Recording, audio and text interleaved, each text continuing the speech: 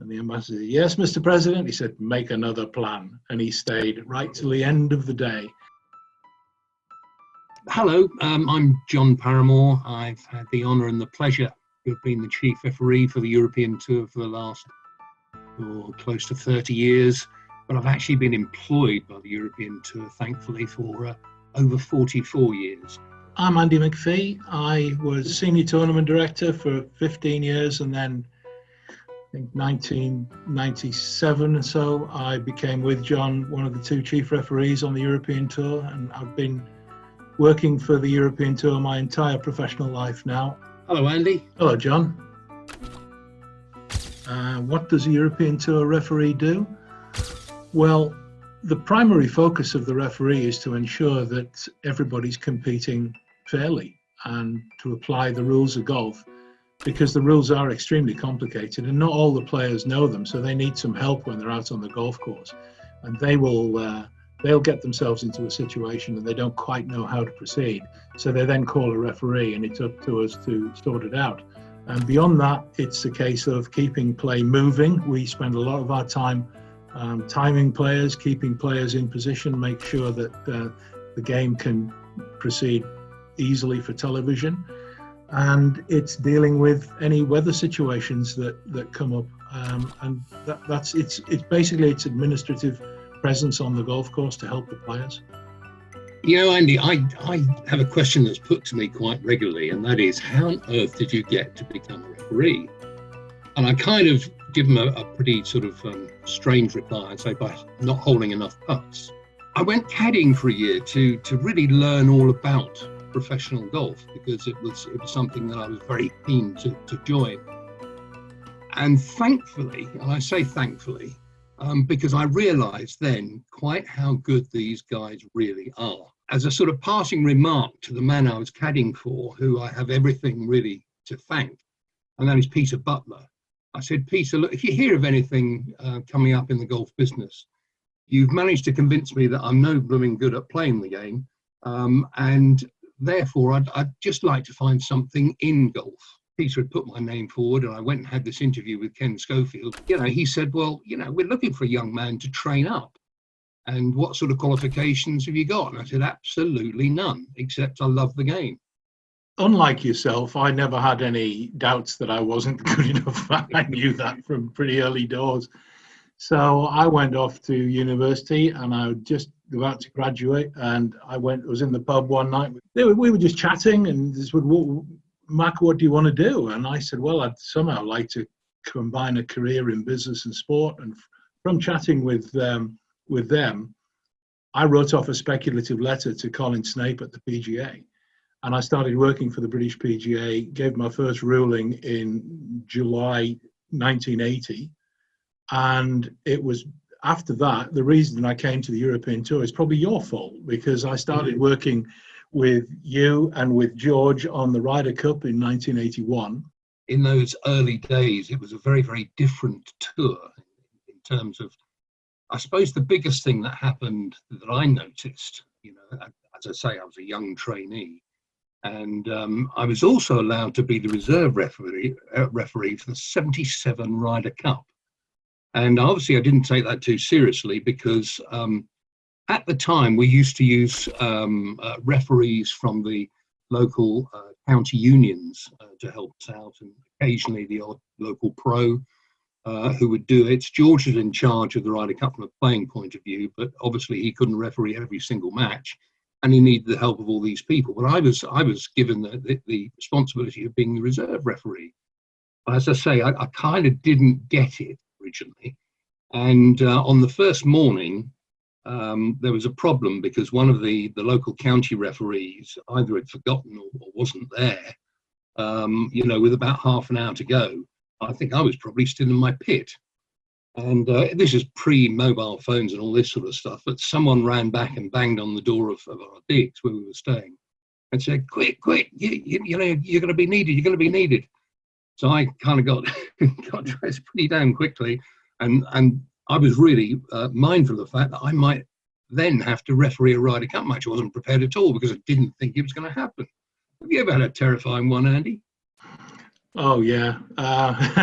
In fact, I remember the book that I think it was written by, I think it was John Nichol, the guy that was shot down over Iraq in the first Gulf War, and he was talking about life as a fighter pilot, and he said it's hours and hours of boredom interspersed by moments of sheer terror.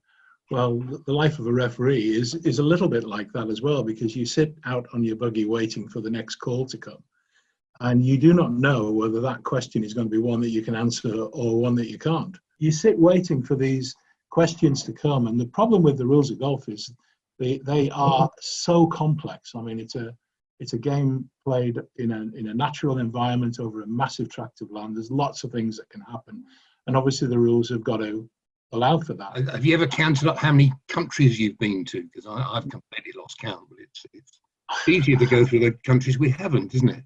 It's probably in the 40 to 50 range, I would think. I've not actually counted up, but it's basically everyone in Europe except Switzerland. You've never let me go to Switzerland. No. You like it up the mountain far too much. We'll probably get onto some rules issues in a minute, but what's your favourite memory of a day on the tour or a couple of days on the tour that you can think about? We were playing the Spanish Open, and I know you know that it's one of my absolute favourites. And it was the Saturday of the event, and the professional, Jose Avelino Cabo, who we'd known for years, he'd been playing the tour. This is back in the year 2000. And he invited our team round to his house for dinner on Saturday night. We had a couple of gin and tonics because I'd have to say that the day was so good. We just had to, have this celebratory drink before going to Jose's. Anyway, we pitched up outside his house, and just outside his house is a sort of large sort of tarmac area or dusty concreted area. And there were a couple of goalposts, and there were about 10 young children out there playing. They were probably 8 or 9, something like that, and having a kickabout. Miguel Videor was also one of the officials, and he decided that he was going to run on and have a kick around with the boys just before we went through to see Jose. And he enticed a couple of other guys. Sadly, I found myself going a little bit too fast for my body, and I thought, I'm going to have to stop. I'm going to have to stop quickly. I slammed my foot down, and unfortunately, my large bone in the thigh came down and whacked the bone in my lower leg, the tibia, and cracked it. And I went down like a sack of potatoes. So we thought we'd have to leave this game of football now. We need to go to Jose's home, which was, as I say, just across the road. So we pitched up. I had to be helped across because I couldn't walk on my knee. We had J.R. Jones, who was bleeding profusely from his nose, and Zamora, who had all the skin taken off his arm. So out of 6 of us who were invited for dinner, there were 3 very seriously injured. It will always go down as one of my favourite days, even though the end of it, I ended up in a Spanish hospital with my leg in a splint, and then had to be air freighted home the following day. What was your best day, do you think? I would say it's the day I spent with President Bush, Senior, at the Belfry. He was due to attend, and he was only going to be there for the morning, and then he was going back down to London. But you put me in to spend the day with President Bush.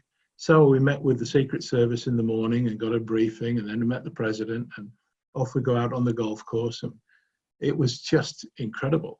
He had to be out of there by 4 o'clock. There was a helicopter taking him down to London. And around about 3:30, the ambassador was sort of pointing at his watch and get him out of here, And I think the president saw this, and he turned to me and he said, Andy, he said, what do you think? And I said, well, sir, I said, these matches they're going to go to the wire.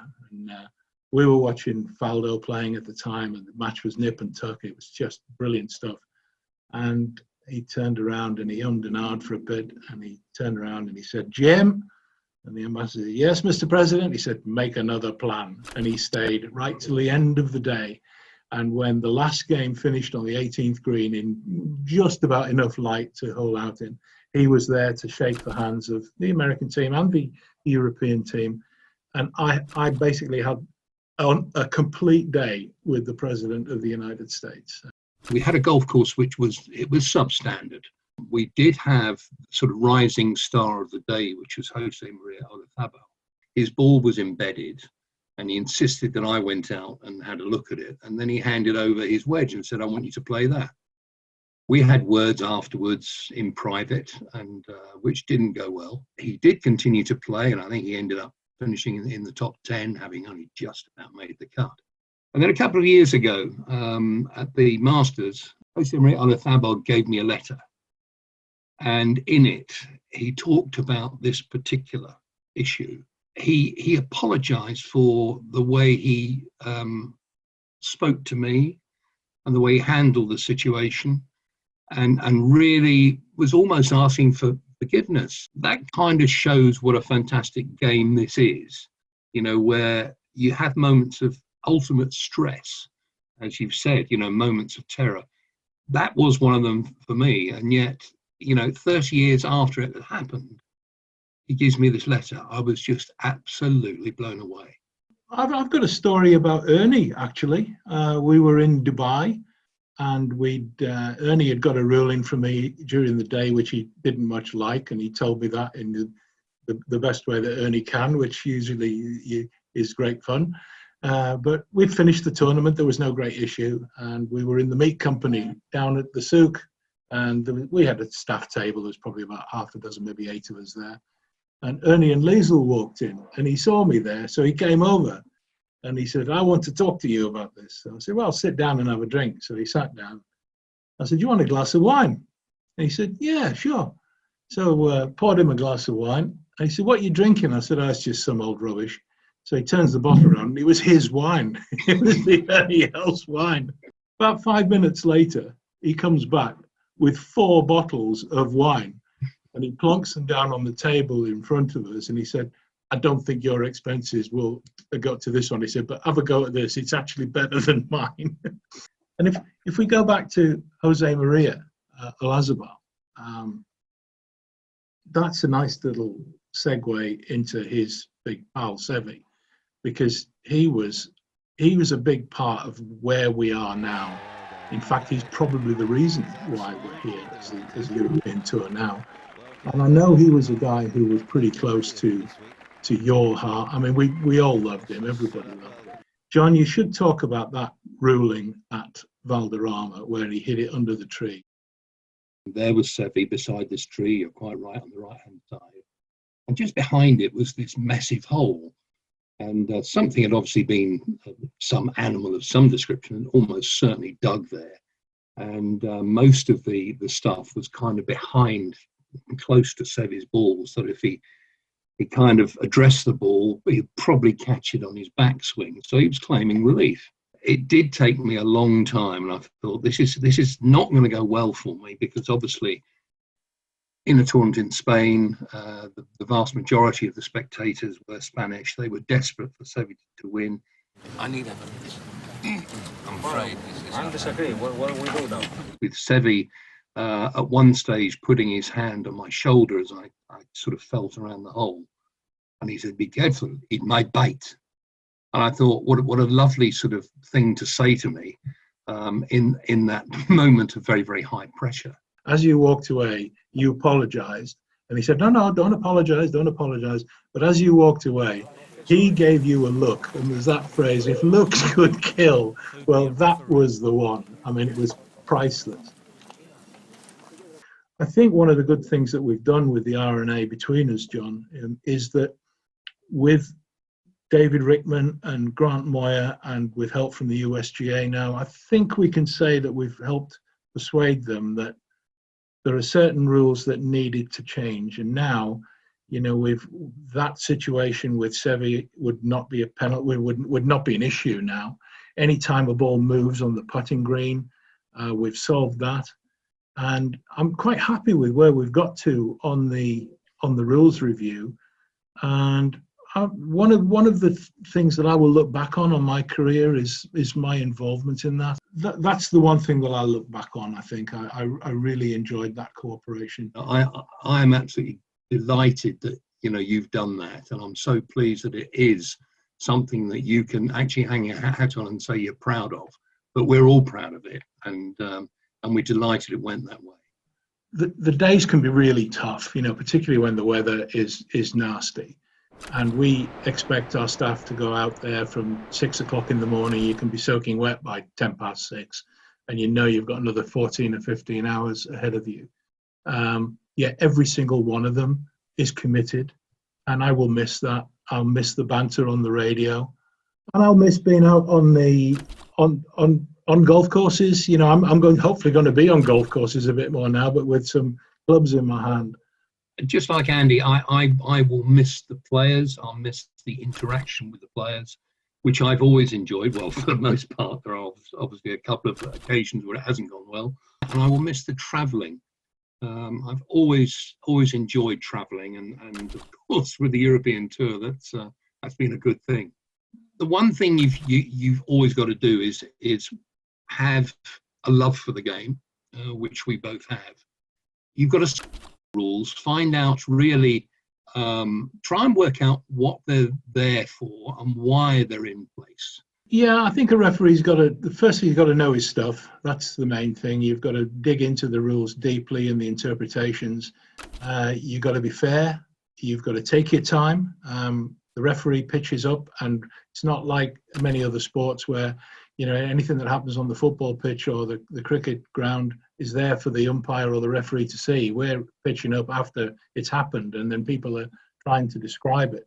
And then you've got to know when you can interpret and how far you can go in that interpretation, so that you're being fair, not just to the chap in front of you, but the other 155 who he's competing against, and you've got to protect their interests. But it all starts with the knowing your stuff. I think the great thing about having Andy McFee in the organisation is that I know if I have a problem and I can't see a way through, I can ring Andy and I know that he will be able to find a way through it. I think because we don't always work together at the same events, in fact, very few events we get together. Normally one of us is away from the event, and it's sometimes very useful to have that perspective from someone who isn't there and under the immediate pressure of the event.